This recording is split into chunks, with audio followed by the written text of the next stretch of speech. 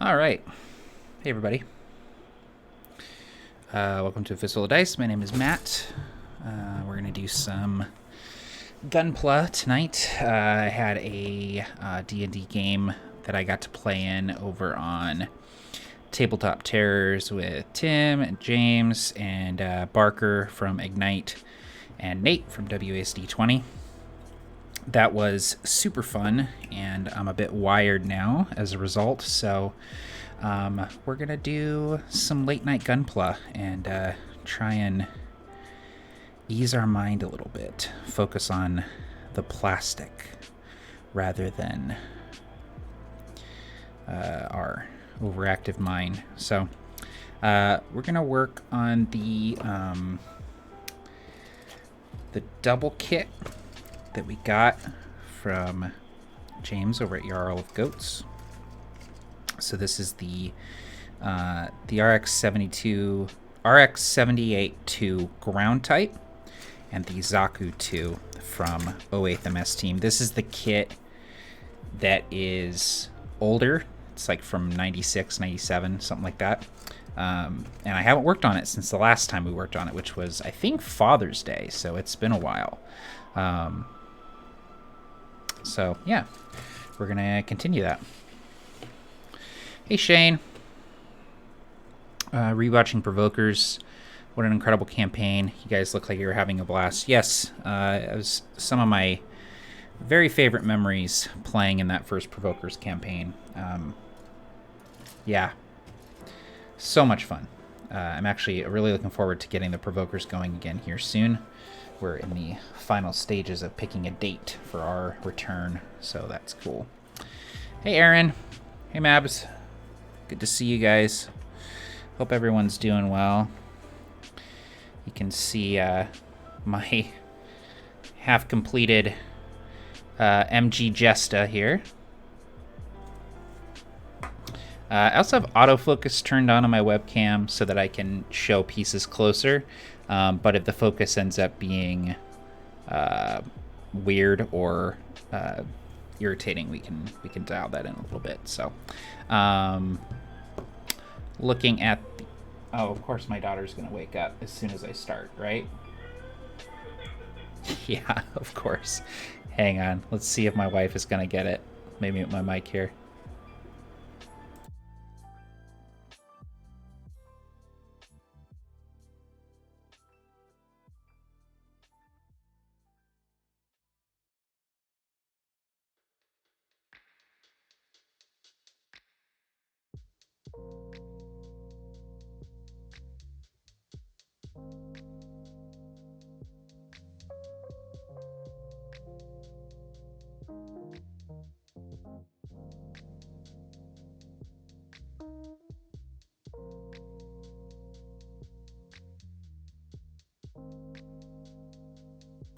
Yep, sounds like my wife went in. She's not asleep yet, so yeah, let's go ahead and get started on this. So it looks like we're going to be working on the arms and the head tonight. So yeah, Shane, I am doing well. Yeah, all is well. It's been busy, busy few weeks here for work stuff for me and my wife. But hasn't been too bad. It's you know, it's good to be busy most times. So obviously tough, you know, navigating work stuff with also taking care of our daughter and stuff. But we manage pretty okay. So okay, it's been a while since I've worked on this kit, so I have to reacclimate myself to where things are. Okay, this is A right here. So we need A, and we need some polycaps. Looks like mostly A. We'll need B as well. Let's see. This is B here. Okay, cool. Right on, right on. So yeah, working on the head and the arms today. So we need oh, weird. A4R. That can't be right. That's got to be a weird typo or something. What does it look like? It looks like a little... Oh, no, right here, 4R. Pff, shows what I know. I was like, that can't be correct. There we go. And then B47 and B48. Yeah, so had a D&D game tonight that I got to play in, which was really fun. I haven't played in a game, and I honestly, I can't even remember the last game I played in. Things have just been so crazy, and I kind of fell off the wagon a little bit with playing D&D, so I just hadn't been doing it for a while. So it was really, really nice to get back to rolling some dice, and especially with those guys. I love playing with those guys, so yeah, it was really, really fun. I got to play Ephraim Seidler, who's just one of my favorite characters that I have ever played in D&D or any game, really. Let me make sure. I think these... Yeah. Okay, cool. Yeah, I think I leave those on. He's a rogue, but he has some magical abilities as well. So originally he was a arcane trickster, which is a cool subclass, but we actually remade our characters using A Dead Man's Guide to Dragongrin, which is the campaign setting that we released a few months back. And so I got to choose a new subclass for him, and yeah, it's been pretty cool. So really looking forward to playing that campaign again. So we're definitely just like getting back into the swing of things tonight. So, but it was a lot of fun. And then running games. Haven't been running games either, but I recently started a mecha hack campaign on my channel that has been really, really fun.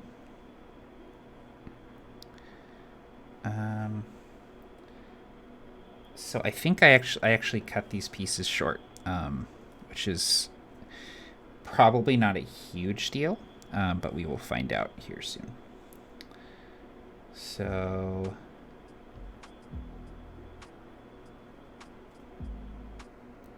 this looks like it's a piece of the hand.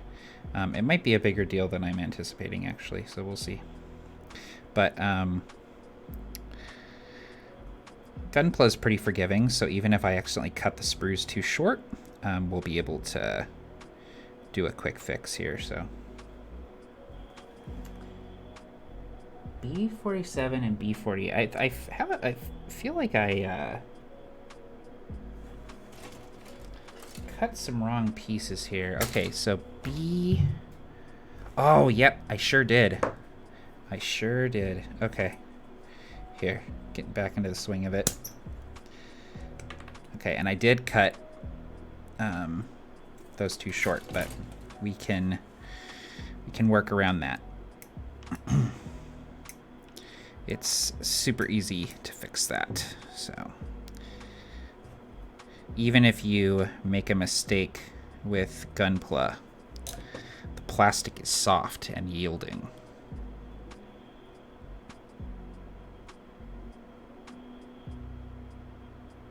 Hey, Keel.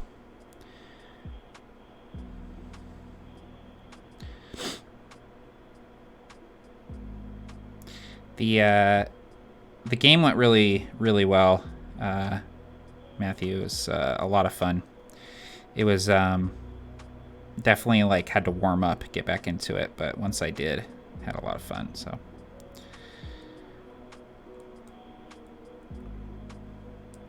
I've been playing a lot of Deep Rock Galactic, which I've been streaming a little bit of that, but I've been doing some co-op with some folks, which has been really fun. Other than that, I haven't really been playing a lot of video games lately. I just have a lot of stuff going on with work and a lot of deadlines, so I've mostly been doing work stuff, which is good, but also, yeah.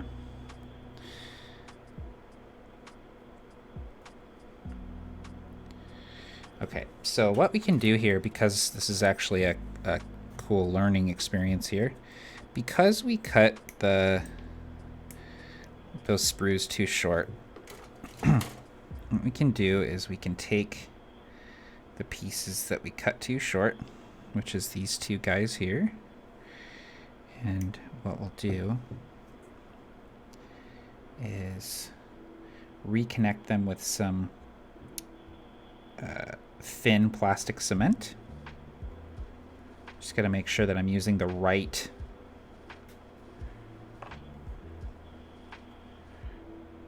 one here.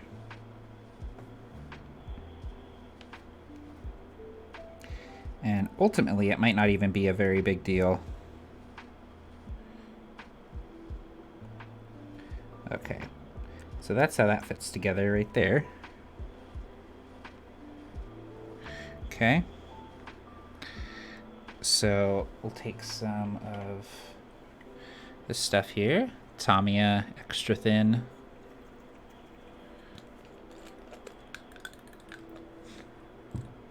Stuff is pretty strong smelling too, so I don't like to use a ton of it.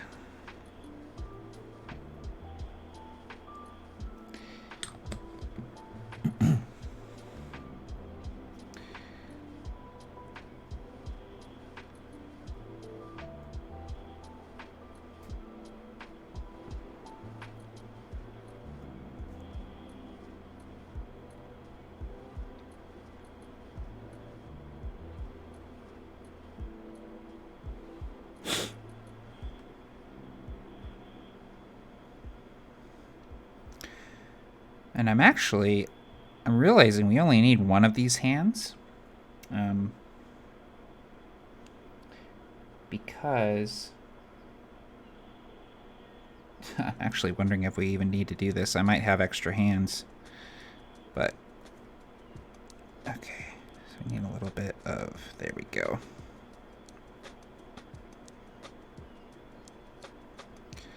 Okay, oh, shoot. Well, that'll be a test of the tensile strength.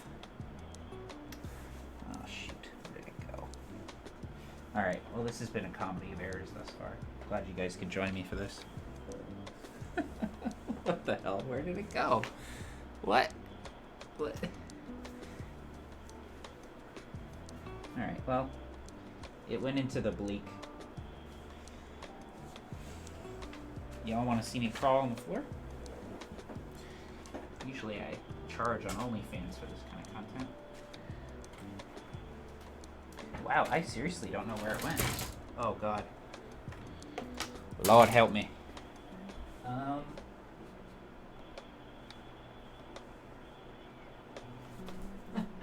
Yeah, that's gone. Alright, well. That's why we got extra hands. No big.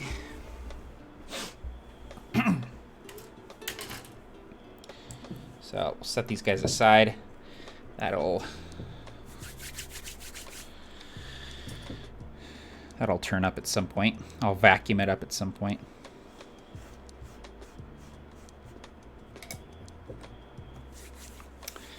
Okay, yeah, so let's move on from that and do some arms here. Other hands, so I want to make sure that the Zaku hands are separate. So, yep, and they are. Great. So I've got extra hands here. So I'll just go ahead and cut those out.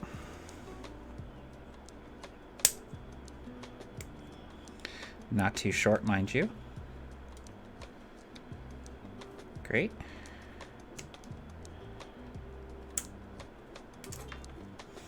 There we go. And, yeah, you get like a ton of hands. It's kind of weird. Like, normally you get different hands for different, like, you know, like holding different weapons, or there'll be one that's like pointing, or one that's like an open hand, or one that's a fist. But this is literally like just a bunch of the same hand. It's kind of weird. So anyway, but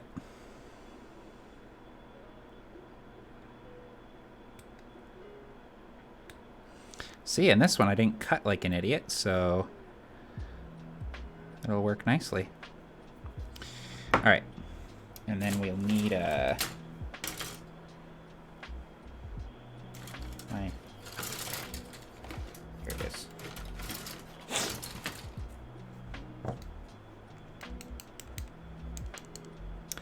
Oh, right, left. Got it. That's a right hand.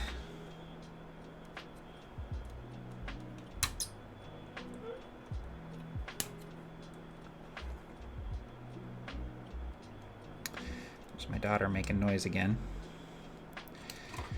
Man, she was up a bunch last night. I'm dropping more pieces. She was up a bunch last night. So I did not sleep well last night, which makes the late night stream all the stranger. But I'll listen out for her here, and if I need to run up, I will do so.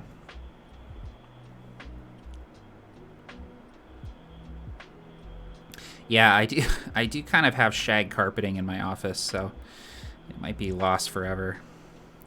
This the house that we bought is almost 100 years old, so there's some it's not shag carpeting, but it is like a little bit of a taller carpet for sure. There's really nice original hardwood though under this carpet, and eventually we'll yank up the carpet and redo the floors. That'll be really nice. Put a rug in here to kind of dampen the sound and add a little warmth.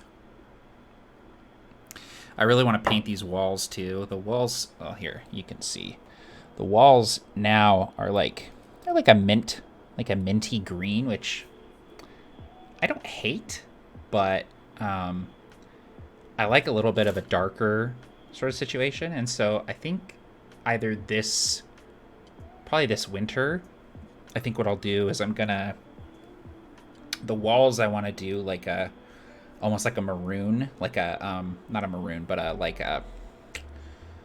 what's the word I'm looking for? Like a darkish purple, like reddish purple kind of, almost like a wine color. And then the wainscoting, the white wood paneling, I want to do like a dark gray. So it feels more like a wizard's den and less like a playroom. So anyway. Oh boy. Here we go. There.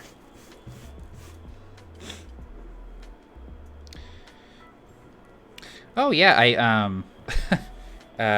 new tattoo since I last streamed.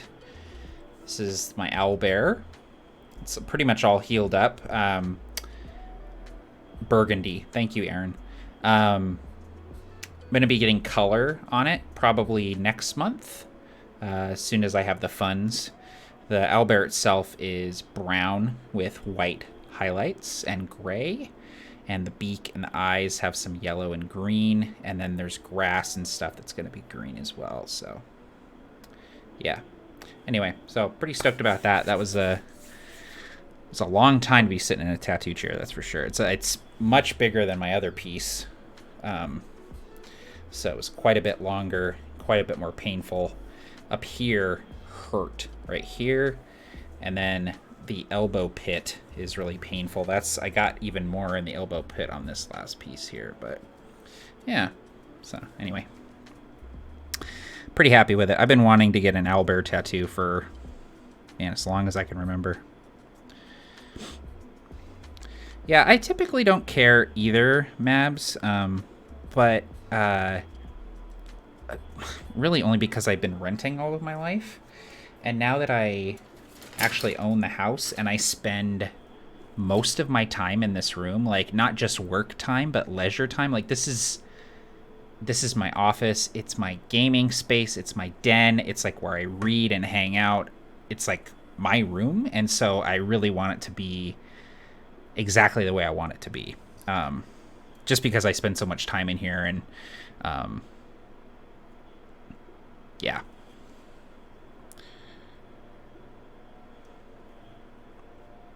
So I haven't picked out a name for this guy. I think it's a boy. I think it's a boy. I keep referring to it with masculine pronouns, so I'm pretty sure that this is a boy. And I haven't. I just keep calling him Hoo Hoo because that's what my daughter calls him. So whenever my daughter sees it, she goes, "Oh, Dada, Hoo Hoo." She's talking about this owl. Yeah. So I've just been calling him Hoo Hoo. All right. Other hand. It's funny, when I was getting the tattoo done, I'm in this shop in Seattle, and there's a few different artists in there that I really like, and they're always like kind of coming over and checking out what the other artists are working on. And one of the other artists comes over and sees the owlbear tattoo, and he goes, "Oh, he is up to no good." Just because, I don't know, he just has this like little confident little pose. I love him so much. So yeah, he's a sweet boy though. He's got wings. He's really cool. So my tattoo artist had never heard of owlbears before, but I had a really cool conversation with him about D&D and the different monsters and stuff. And so he actually went and bought D&D books and studied the art and stuff and just kind of devoured them, and came up with this design. And it's really cool. I actually really like it because it's like no other owlbear design, right? Because it's just his. So anyway, I thought that was really cool. Okay, so this is right. This is left here. Yep. Cool.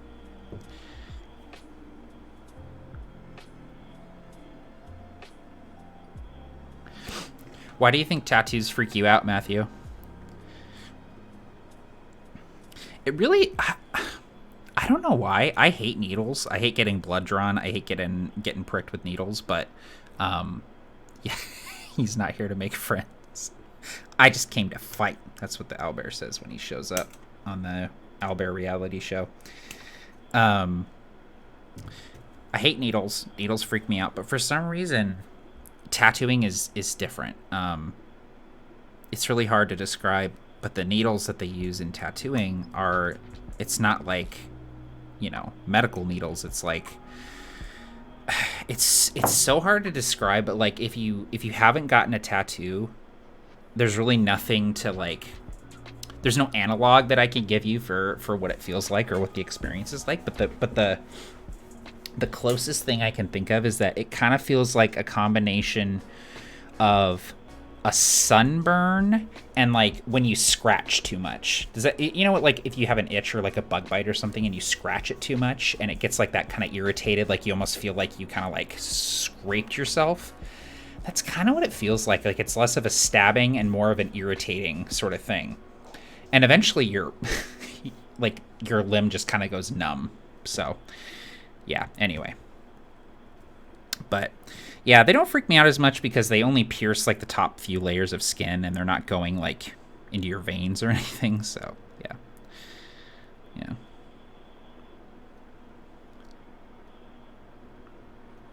Yeah, that's totally fair, Matthew. Yeah.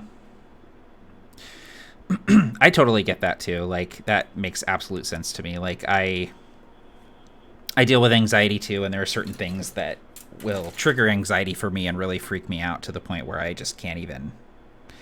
So I totally get that for sure.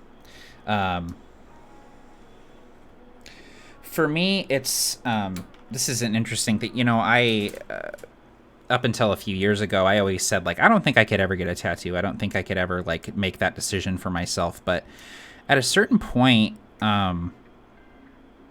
I just really wanted to do it. I really wanted to try it. And after my daughter was born, it was really important for me to commemorate it somehow. And so that's what this tattoo here is. This is a rowan. This is a branch on a rowan tree. My daughter's name is Rowan. So this was like a tattoo of like personal significance. And I can't stress enough as someone who has dealt for a long time with body image issues and a lack of confidence with the way that I look and the way that I'm shaped, and things that are generally outside of my control. The process of getting a tattoo and having that tattoo is one of the few things that you can do to fundamentally change the way that you look and your outward appearance. And making that decision, I found, was incredibly empowering for me. And that's just me speaking personally, and that's obviously not, a universal experience. But for me, I found that it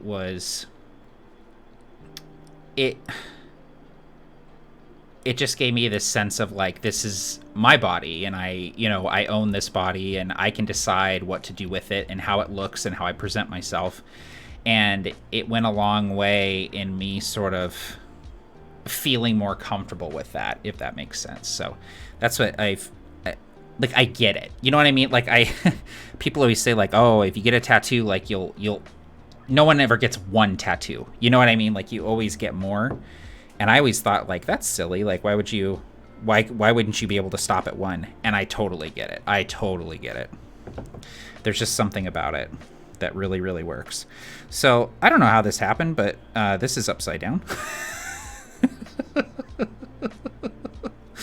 Oh boy. So we're making great progress, guys. We've got one right hand and one upside down left hand. Oh, Jesus. And I just dropped it. Oh, no. I need professional help. There we go.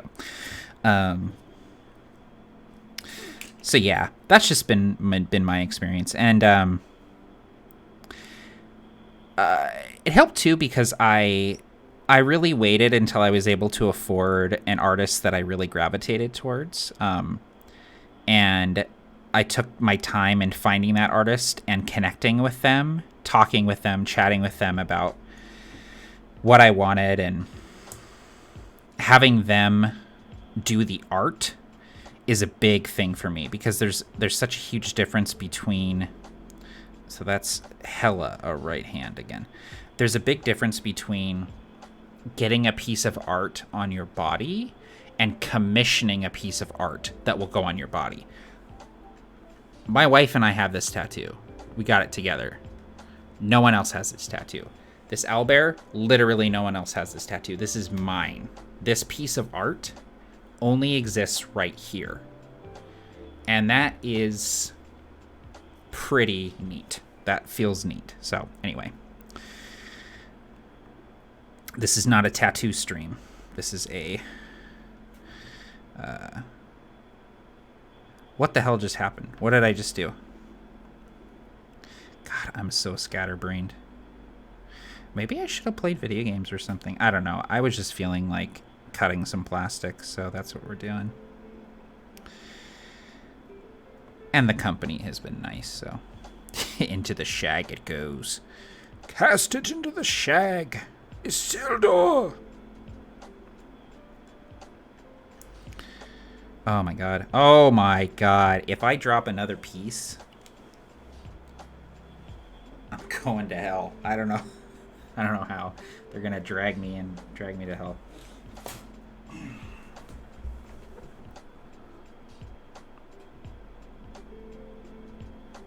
Okay, there we go. Now things are coming together. All right, so there's our right hand. And then this is a left hand thumb piece, but I need a left hand finger piece. So let's track one of those bad boys down.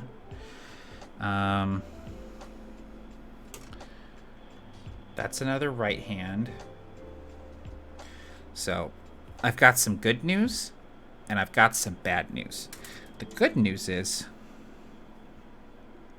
there is no good news. There's only bad news. This piece here is what I need. This guy here. So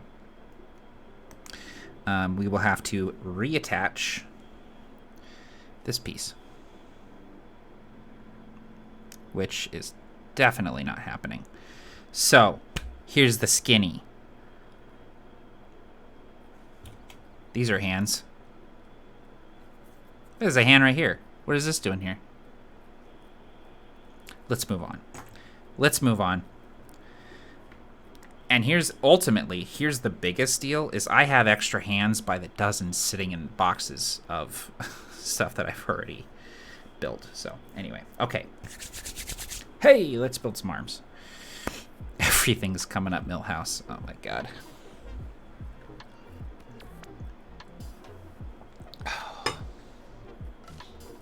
Yeah.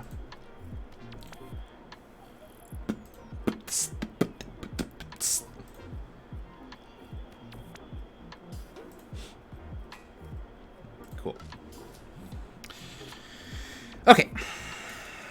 So I need a PCB.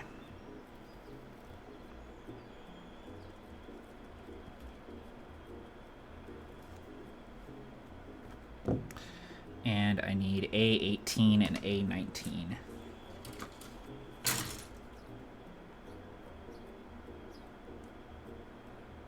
$18, $19. All right, don't cut them too short, Matt.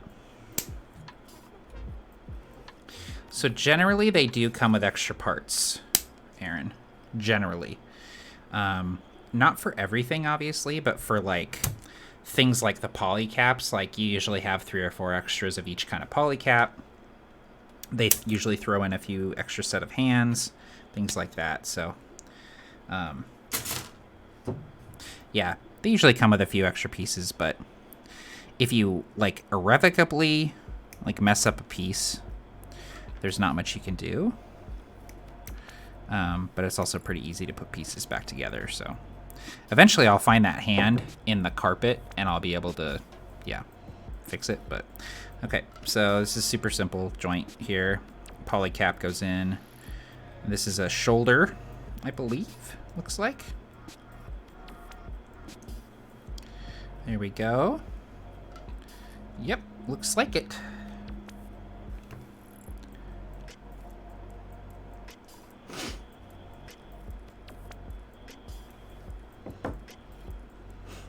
Okay.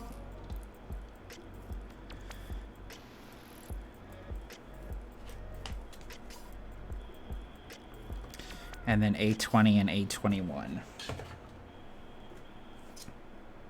With another B.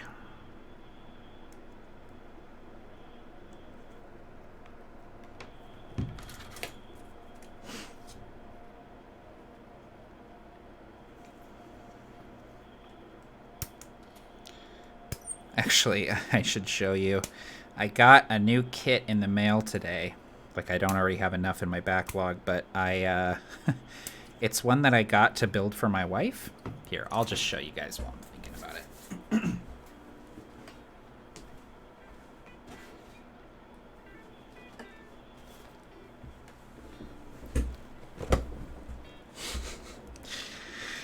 So, it comes with a little super deformed, like, chibi ARC-78-2 Gundam and a Hello Kitty. But the dream is that you can combine them and make a Hello Kitty Gundam. So I'm going to be building this for my wife. I'm very excited about it. This was on back order on USA Gundam Store forever. I ordered this like probably 2 months ago, and it just showed up today. So anyway, very excited about that. I'll be building that at some point. I'm honestly a little jealous, and I kind of wish that I had gotten 2 because I want one too, but that's all right. The best part is the bow. Like, not only does it have the V fin, but it has the bow. Like, it's just, ugh, it's precious. I love it so much.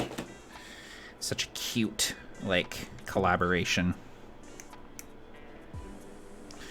Okay.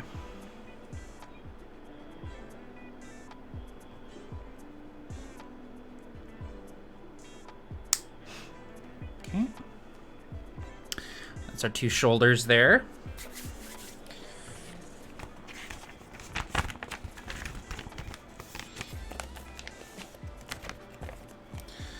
So then we're going to be doing the shoulder pauldrons on the upper bicep, and then forearm gauntlet and fist. So we're going to do that with both of them here. So I need A34 and A35, A9, A10, PCA, PCC. Okay. So A34. These are the shoulder pieces here. I'll just go ahead and cut those out, all of them, because I'm going to need all of them here shortly. I just realized I don't have my cutting mat on my desk. I have a blue cutting mat that I usually have right here, but I moved it earlier today when I was cleaning off my desk. And forgot to put it back. But that's all right. It's too late now. It is too late. There's nothing that you can do. Okay. Those are all the shoulder pieces. And then these are the forearm pieces here. So we'll go ahead and cut those out as well.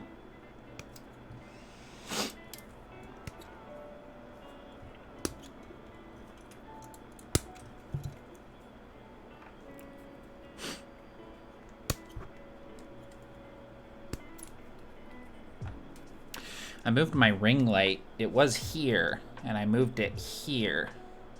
And it seems to be lighting everything better. And it also, I thought it looked a lot better during the D&D game tonight as well. So I'm happy that I moved my ring light. Still sort of finessing my desk situation.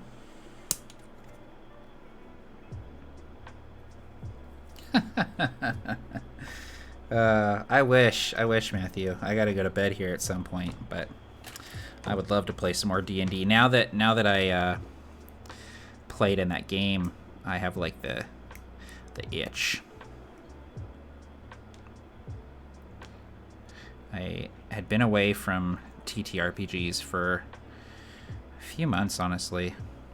It wasn't really burnout. It was just, I don't know. I just felt like I needed a little break from it. And it kind of timed out well because like my home group wasn't able to meet and stuff, so it sort of worked out.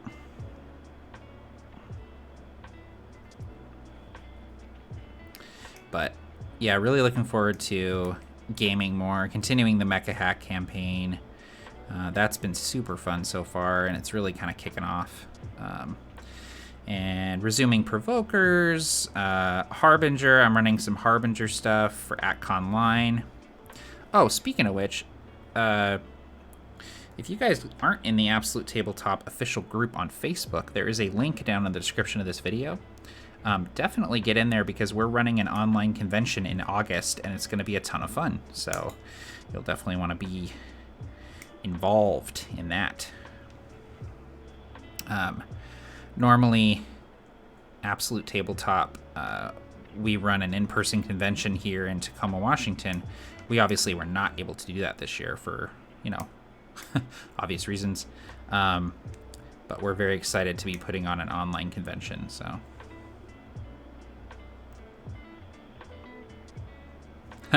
Yeah, cool, Matthew. I'm excited for those too. I'm glad that he's going to be resuming those soon. Oops. Cut that a little close. That's all right.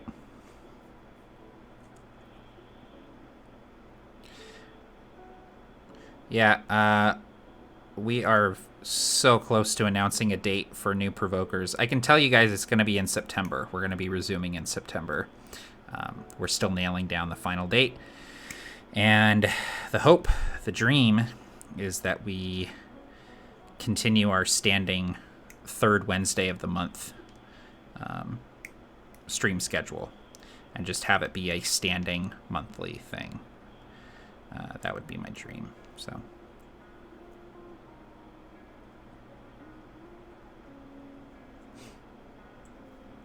Okay.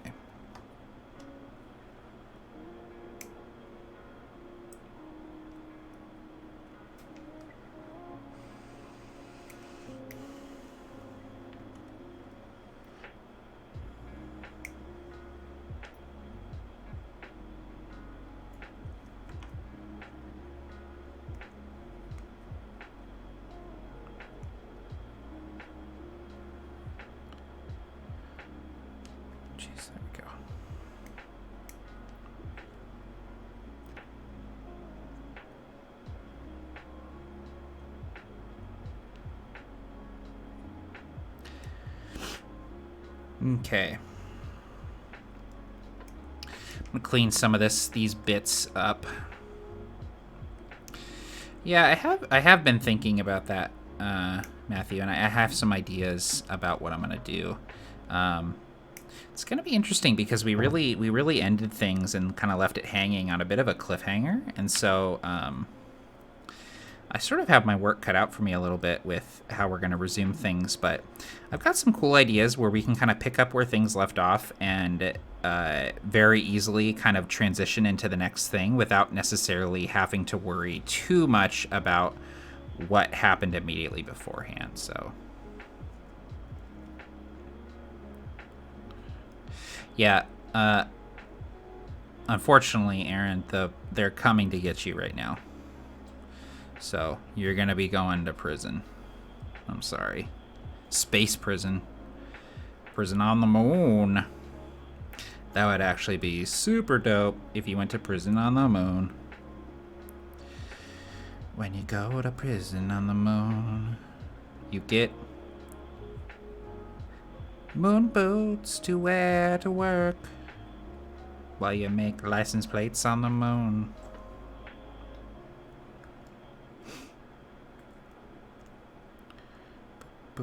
Okay. Just cleaning up some of these edges here with the old hobby knife.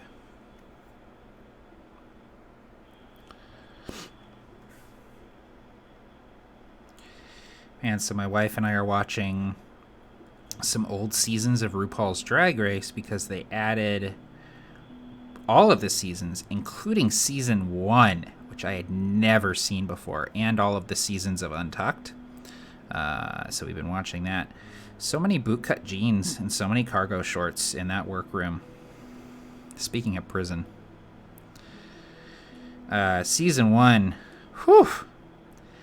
That shit has not aged well. That looks like it was shot in 1994.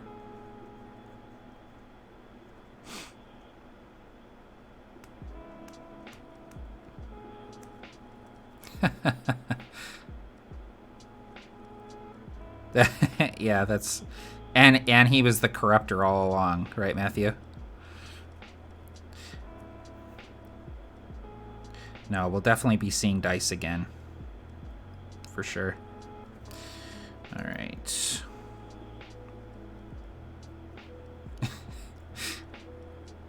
Just doing sick flips with the boys.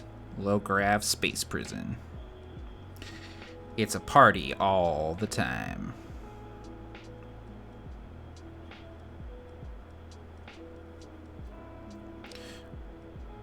Excuse me. Jesus, sorry. All right. All right, so these pieces are all cleaned up. So we're going to go ahead and get those put together here.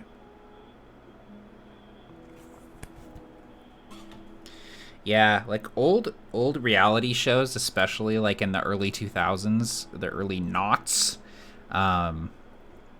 it's like, whew, man, how did they do it?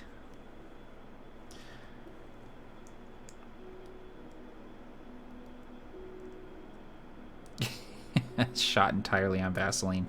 Yeah, it really was. That filter was so heinous.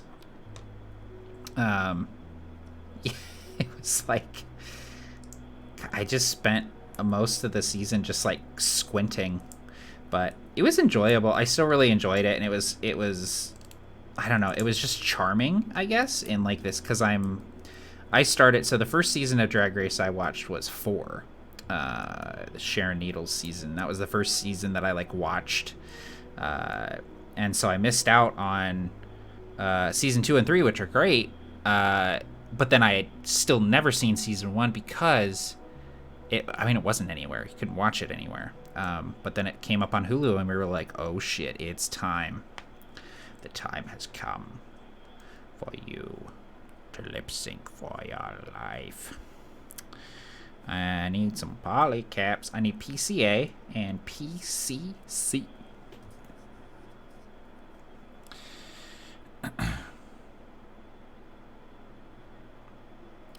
Oh man, that sounds so cool.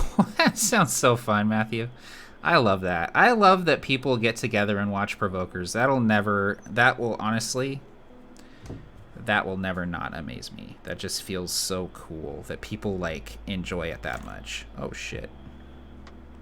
Um, like that was something obviously I could not have anticipated, is that people would enjoy it that much.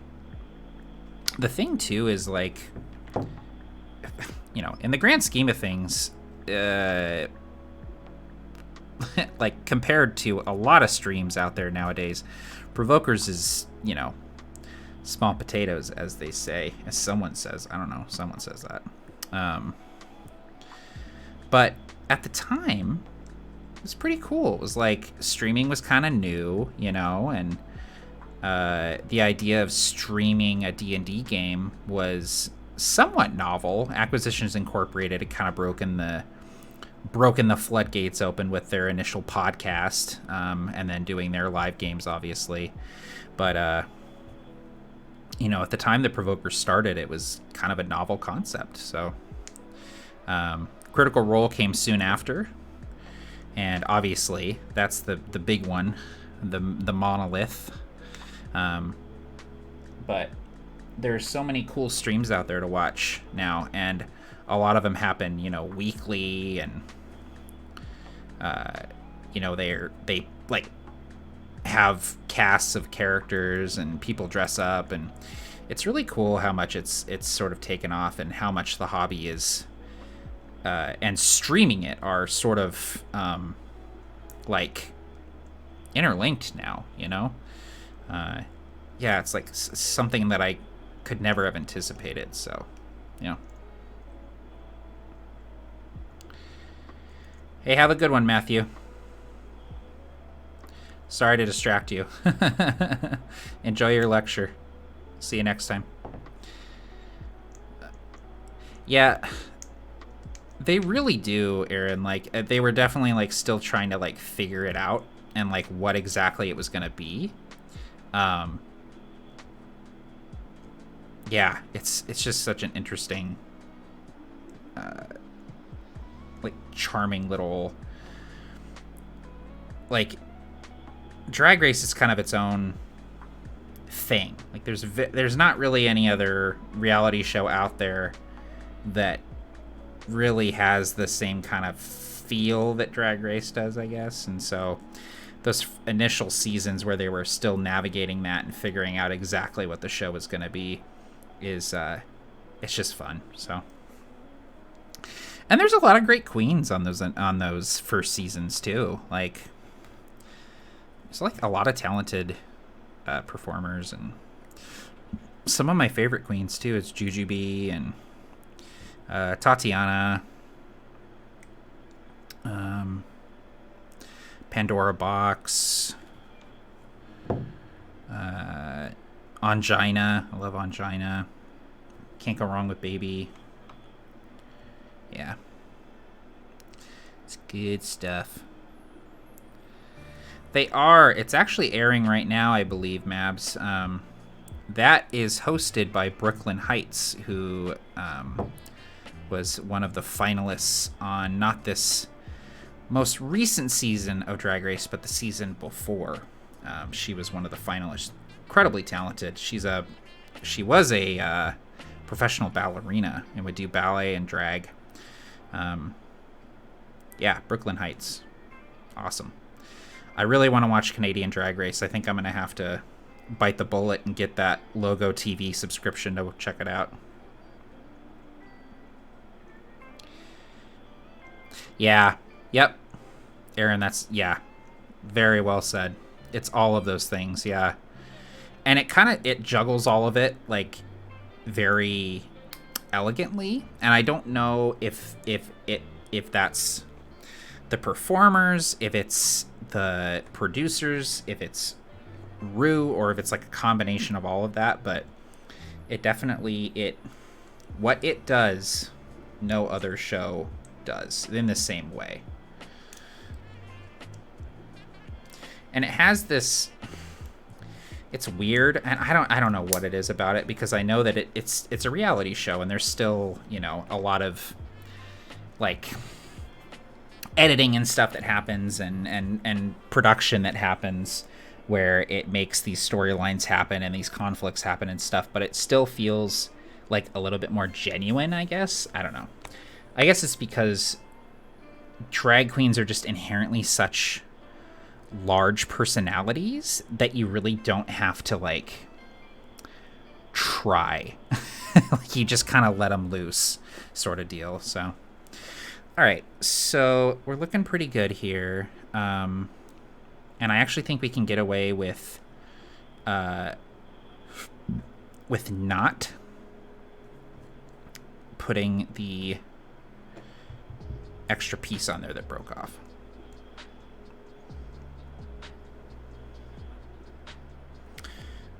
One thing I do want to do, though, is get this piece on there.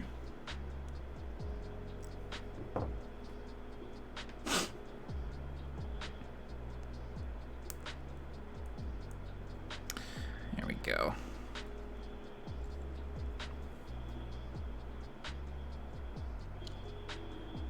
Cool.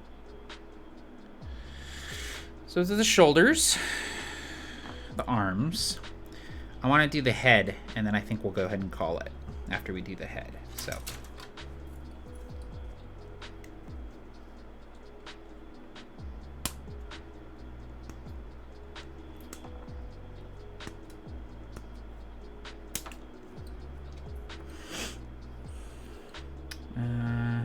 A26, A27, A1 is right here.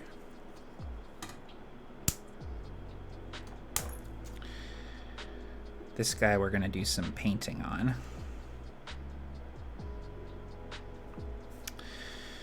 And then we need A25, A23, A22, A24, which is all of these guys here.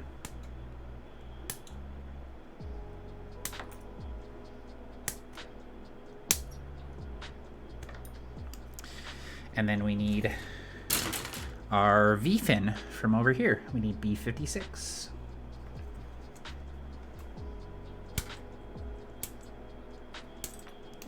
Okay.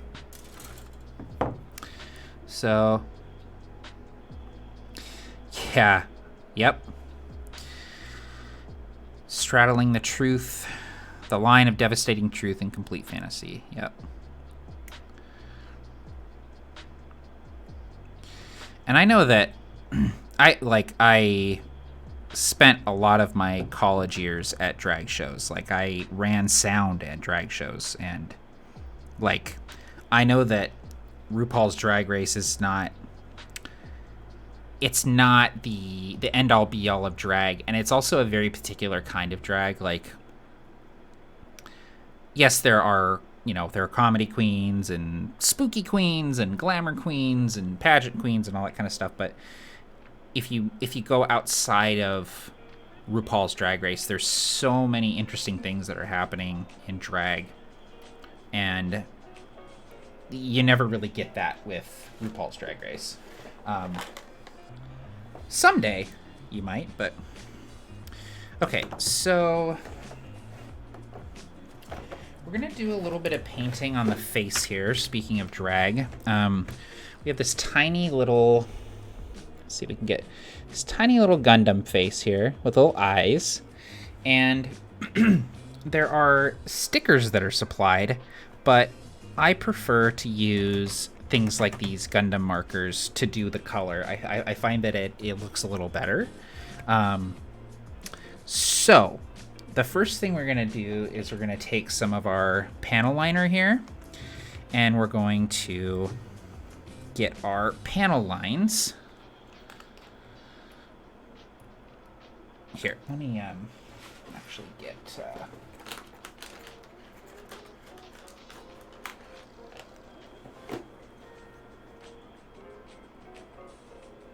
go.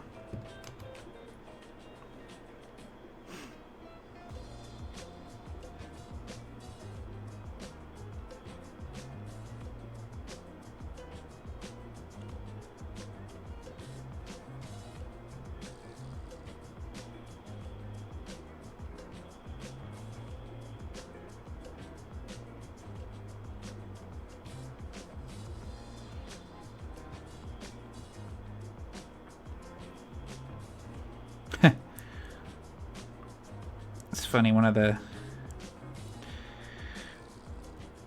of the first times my wife and I actually hung out before we started dating was at a drag show. I was running sound, and she was there with a mutual friend of ours who was a drag performer. We ended up hanging out most of that night. She was kind of hanging out by the sound booth because she liked me at the time, and I liked her, and neither of us really knew it, so yeah. So that's cool. Okay, so see the panel lining. Let's see if we can get it to focus here. Panel lining really brought out like all the little details, and so it's a lot easier to just pick out what we need to do here. And so the eyes, we're gonna do a yellow, and the chin piece, we're gonna do red.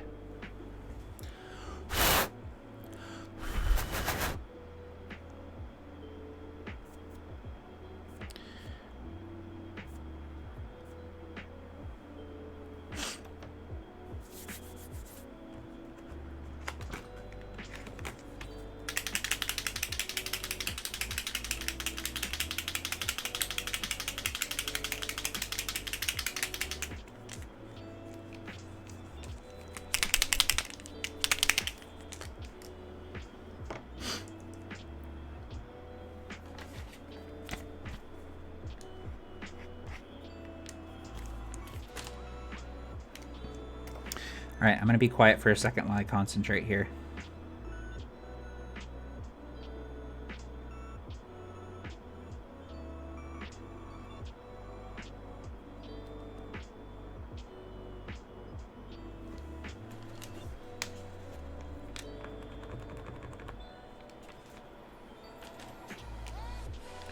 Oh.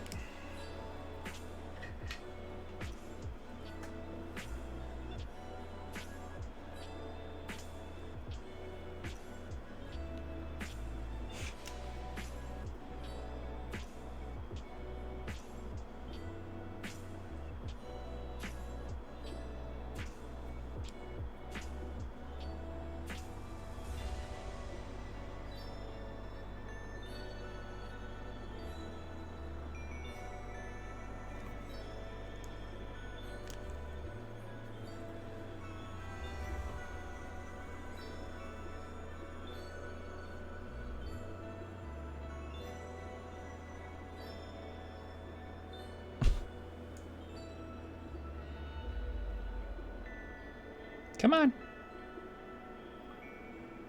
God, this webcam really does just focus on whatever it feels like, doesn't it?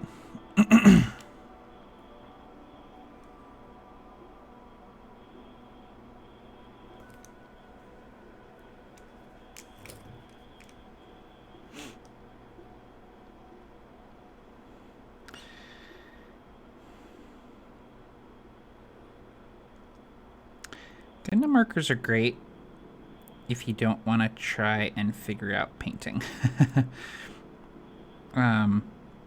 Honestly, for me, I do enjoy painting, and I love like painting minis and stuff, but for me, the Gundam markers are a convenience because I'm able to pop the cap off and use it. Whereas if I was painting, I would have to get the brushes out, thin the paint, clean everything up. Whereas with the Gundam markers, you can use it, put the cap back on, and you're done. So.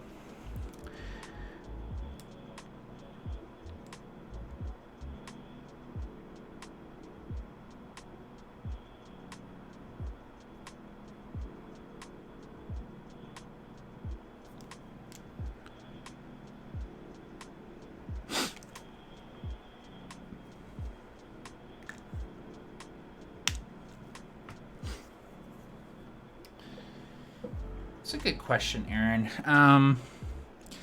My, gut says intelligence. But I feel like charisma rogues are an oft overlooked trope that is very prevalent in media, but not very prevalent in RPGs. So, my mind says intelligence, but my heart says charisma, which is funny because intelligence is your mind and charisma is your heart. Honestly, I say buck the trend. Go charisma. Let me live my Han Solo fantasy.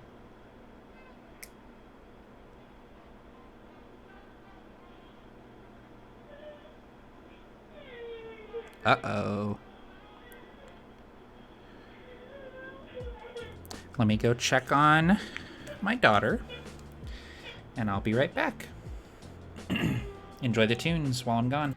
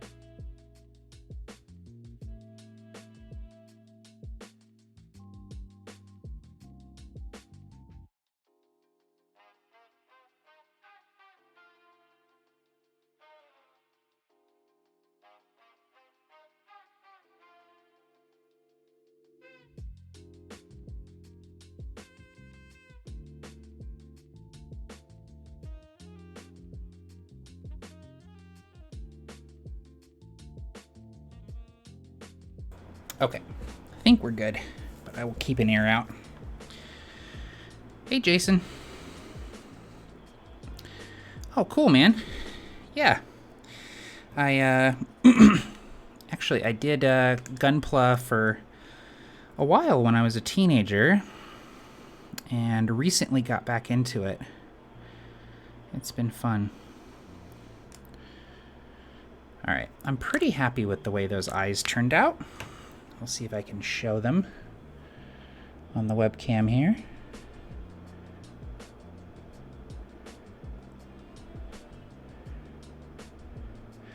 So I need to do just a little bit of cleanup, but for the most part, it's looking pretty good.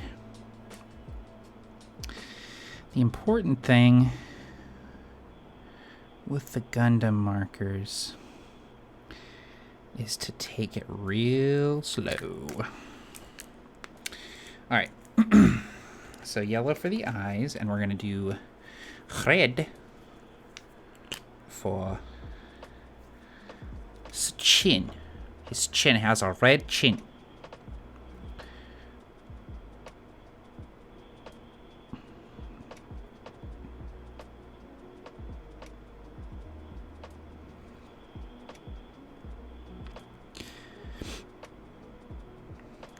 Oh, cool, Jason. Yeah, I actually, I mostly do HGs, but I actually just started work on my first master grade, which is the Jesta here. I've got LEDs and stuff installed in the, yeah, that's what I've got. I really like it too.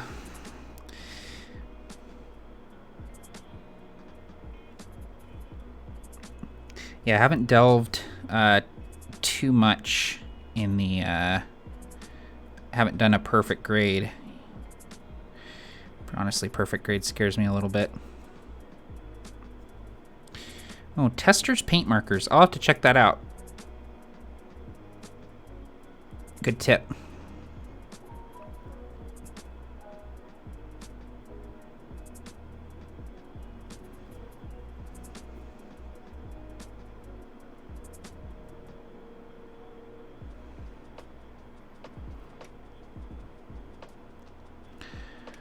And honestly, and this applies to painting as well, but with Gunpla, typically you're painting sections of a Gundam, and typically those sections will be separated by panel lines or, you know, raised sections or whatever. And so you're not really painting so much as you're allowing the paint to fill space. So, all right, so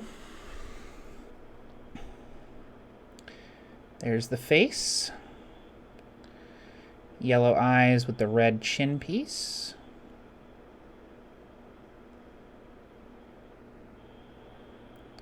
Pretty happy with how that turned out.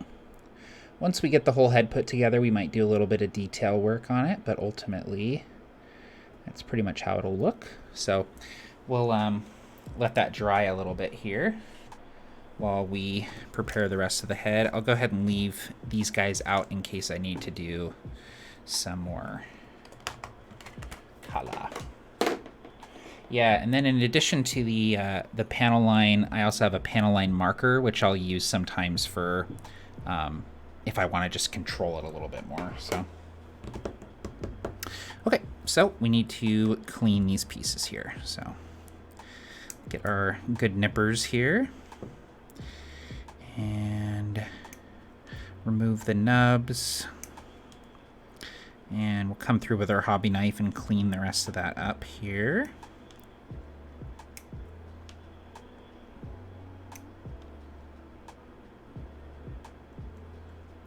Yeah, totally. Yep. That's why I like them too. You're able to really kind of control they have that nice bezel on them. So you're able to kind of like, you know, depending on how you hold your hand, you can get like the nice sort of clean line that you would never get with a brush.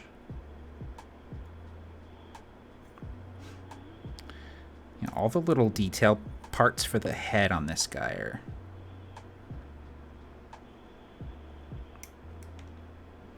really cool.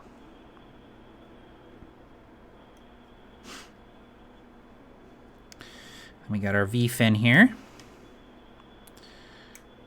No Gundam is complete without its V-fin.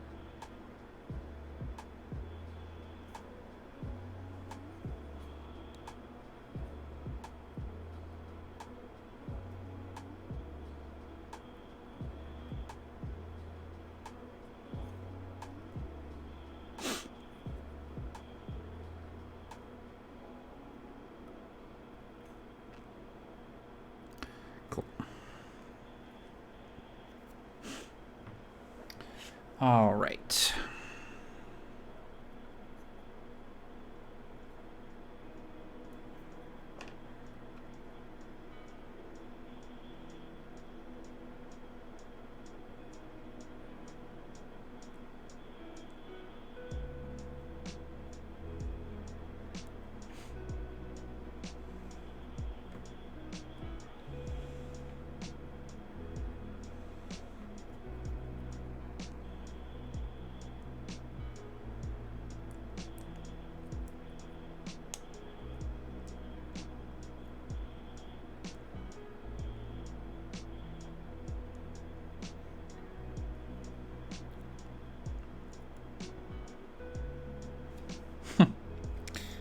slightly off center.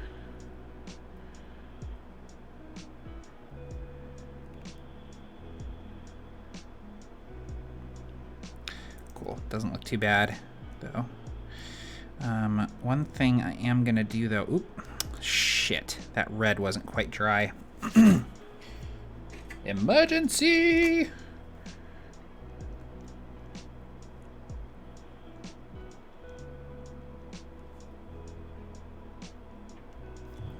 God, that red is always so wily, too.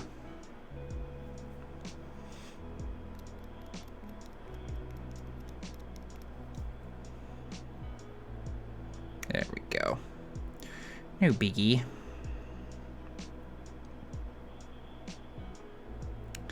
We'll give that face a couple more minutes here to dry before we start handling it again.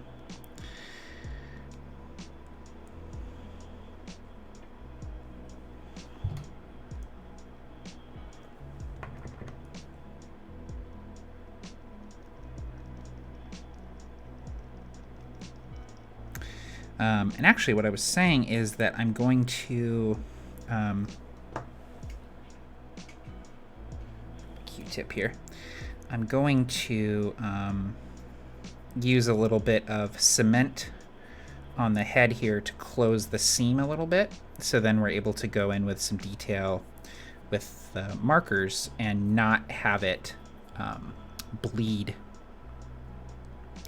into the seam. So let me dry my hands here.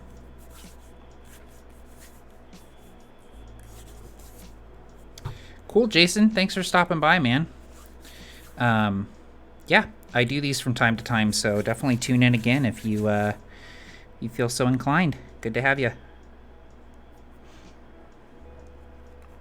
Enjoy your build.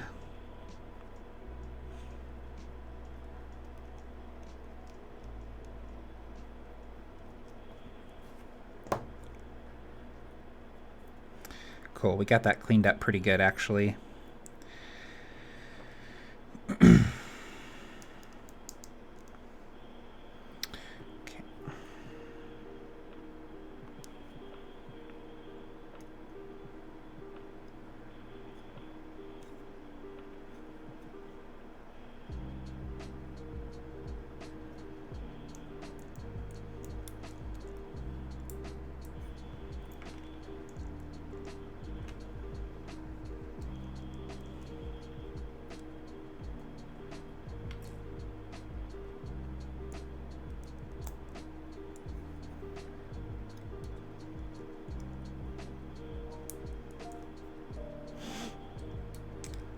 There we go. Need tweezers really quick so I can pull this piece out without it getting red all over the place. You've got red on you. There we go.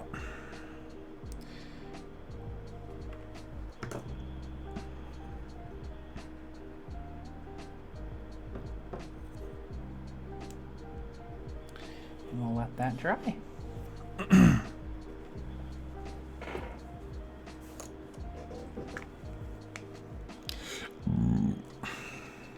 Excuse me, sorry.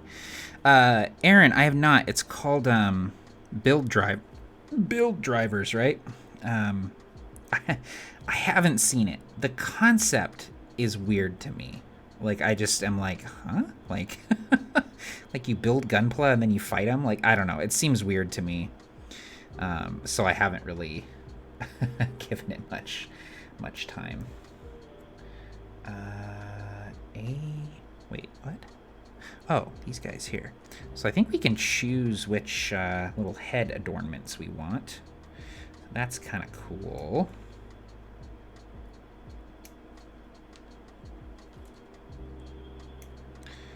There's like a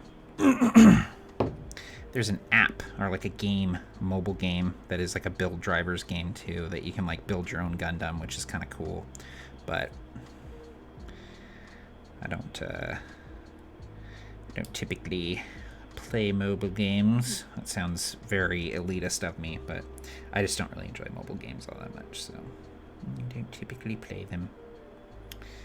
So, yeah, that's interesting. We get to customize a little bit and decide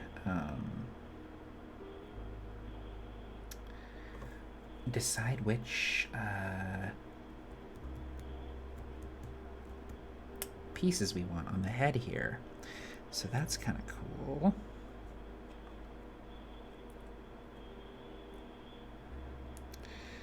Always like the ability to customize.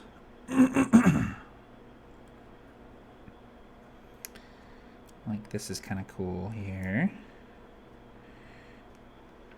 So this is like a little heavier, like it's got kind of a cool look to it. Doesn't really sit flush with the head though, so I might have to do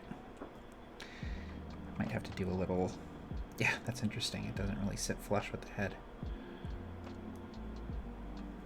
And then on the other side, we can do little antennae or big antennae.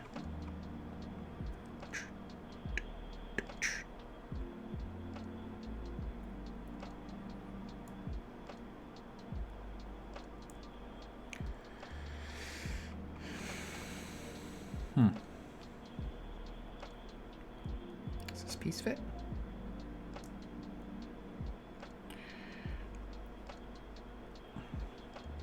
Yeah, okay, cool. Well, we'll get that all sorted.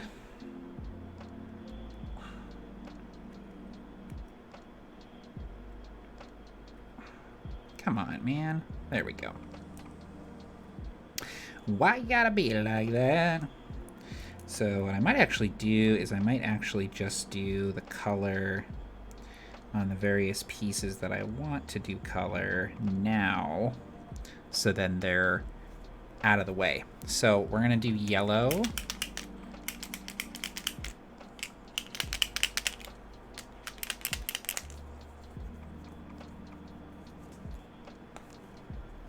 Build fighters, yeah. I think build drivers might be a video game, or I might just be making it up because I'm a grandpa.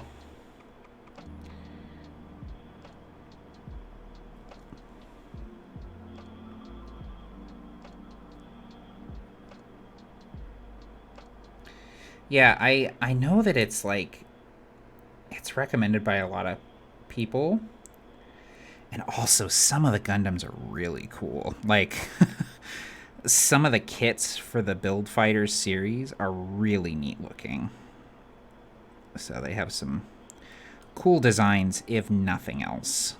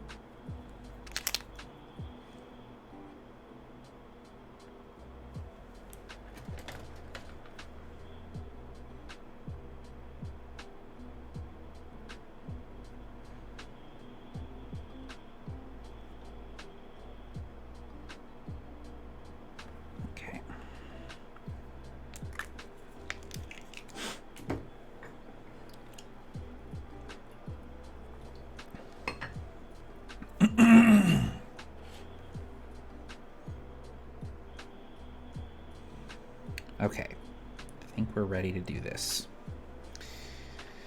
So,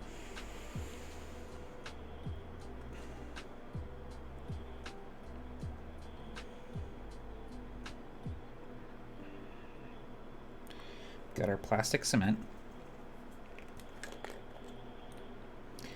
And just kind of run that along all of the connecting lines.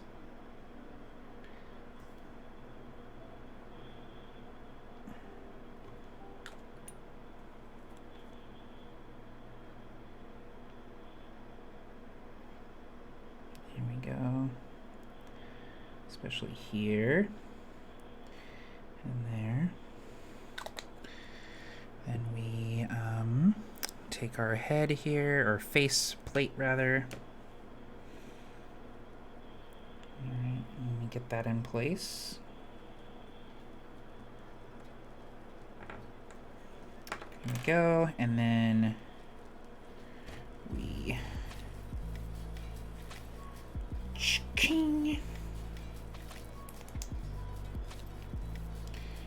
go, and we sort of hold it there and get the parts to fuse a little bit with that plastic cement, because the plastic cement essentially melts the plastic a little bit and kind of binds it together. It's pretty intense.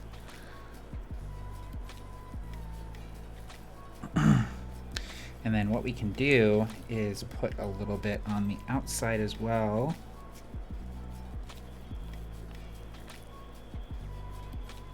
That'll help get everything to get to know each other.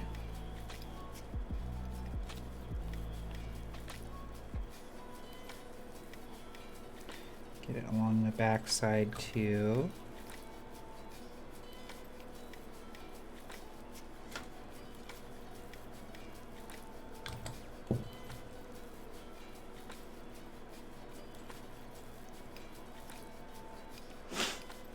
And you just kind of hold it like that for a little bit. Think about your day.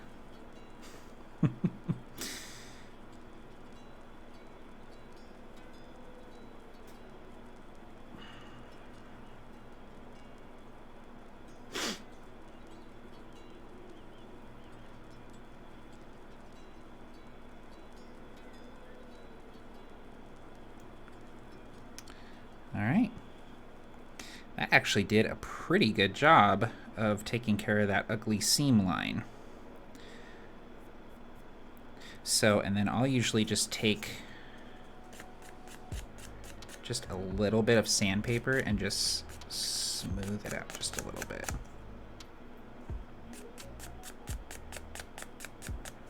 Cool. Let me take our V-fin, and I think we'll give that a little cement as well.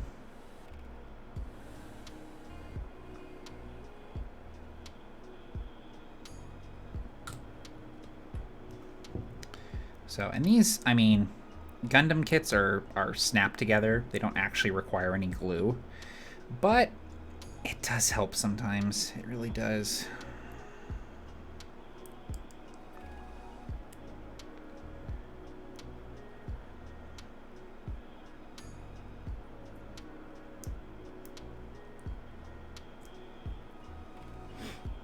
Okay.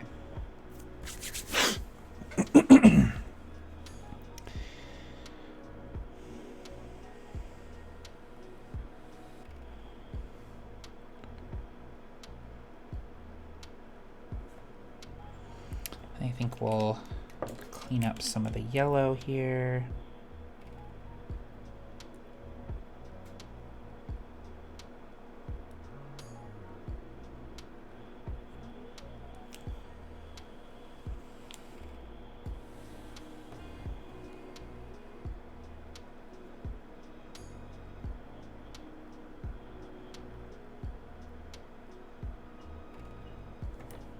Cool.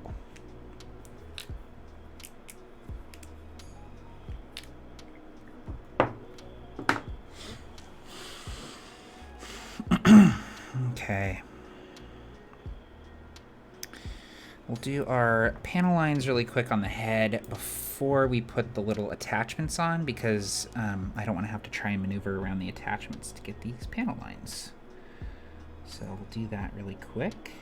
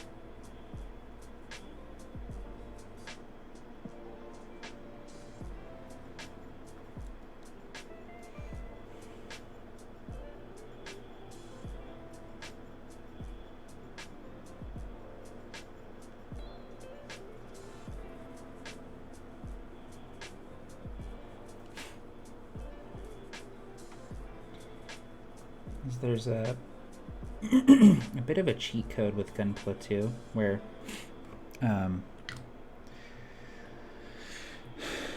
you'll end up with some like blemishes and stuff on the kit, but if you get something like this,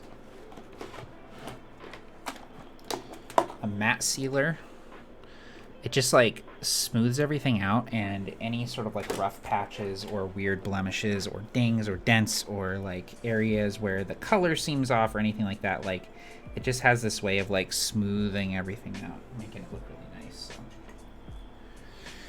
So. Hey Jason, doing well, man. How about yourself?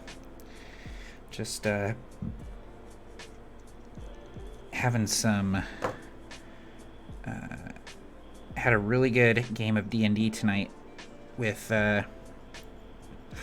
Tim and James and Nate and Barker, and so I'm just kind of coming down from that, working on some Gunpla. I haven't done that in a while, just chilling for a bit. You're at work, I'm assuming, given the fact that you're still awake. How's that going?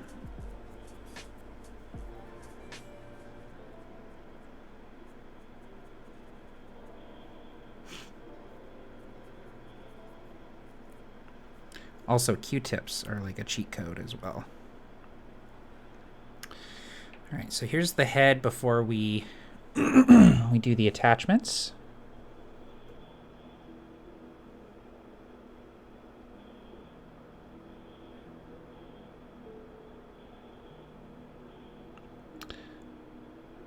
Looking pretty good. Yeah, zug indeed, man. More work. Taking a first pass at design, would you rather put out more ideas and options or keep it light and build on what works? So, I think there's a case to be made for both of those options, and as someone who has playtested using both methods, I would say that I tend to prefer a light and focused playtest over a full thorough playtest. However, that said, I think that there is a time and a place for both of those things, certainly. For me, I think when I'm in the early stages of design and just kind of developing the ideas and stuff, I definitely prefer a smaller, more focused sort of, pass, basically. So.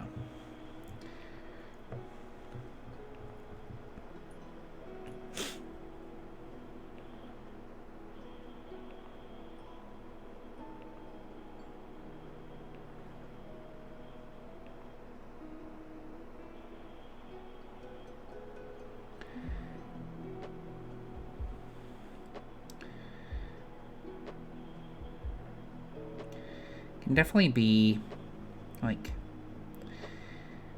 game design is tough because a lot of the time an idea or a concept will sound really, really good on paper and then you'll go to actually test it and it won't feel like you imagined it feeling, and that can be disheartening.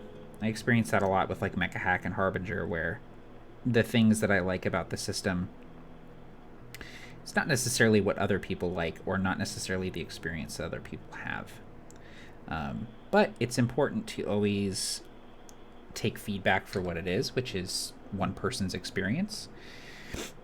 And sometimes people's experience can be skewed by, their individual perspective, which is, that's the idea, right?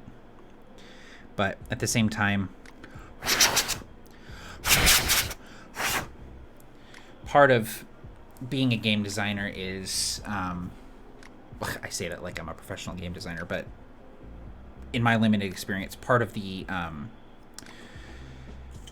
skill set of a game designer is being able to take feedback and sort of sift through it and compartmentalize it and figure out, what exactly is the takeaway. And so it's not necessarily that, hey, this thing isn't working, but it could be this thing just needs to be tweaked.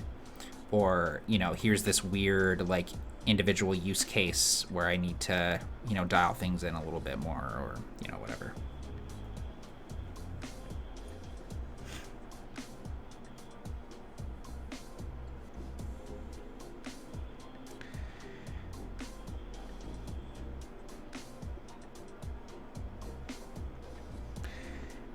It is interesting though, like coming from something like Mecha Hack, where you know the original like playtest original version is very similar to what ended up getting released, with I mean a few minor tweaks here and there, versus something like Harbinger, which is like fundamentally changed multiple times.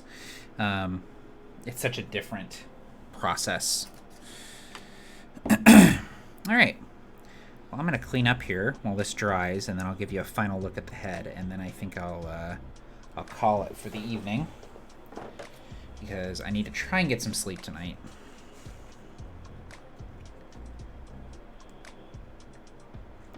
Yeah, definitely that as well, Aaron. Like, if you're, you know, giving yourself carte blanche to just kind of shoot the moon, like, you know, you're going to end up with... People can only digest so much, and if you throw a bunch of shit at them, you're going to get a bunch of shit back in terms of feedback, because they're not going to know what to focus on, what to, what you need feedback on, that kind of thing. And so, yeah, it's always really interesting.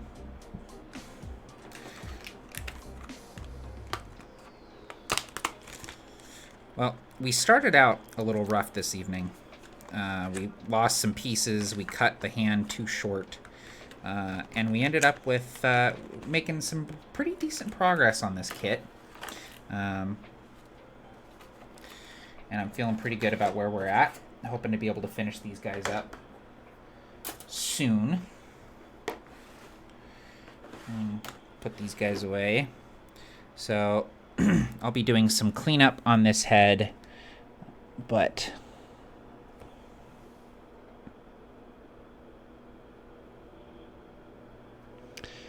Oh my god.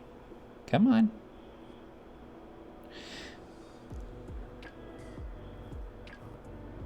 Come on, camera. You can do it. I believe in you.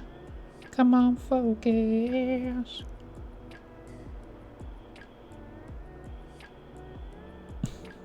I swear, this is half my Gunpla streams, is just trying to get it to focus. There we go.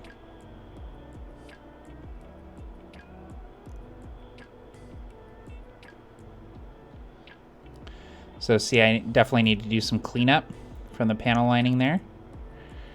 But overall, pretty happy with how it's looking. The eyes turned out great. Really happy with how those eyes look. That's always iffy when you're doing that. So, pack all our pieces away here. The head I will leave out to dry. Sanding sticks.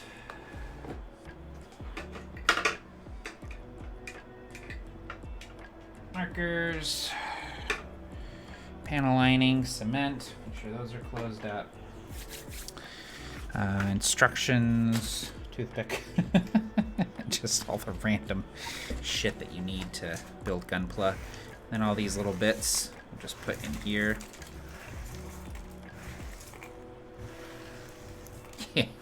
Yeah, I'm really hoping I don't need to have a conversation with my daughter about beards tonight.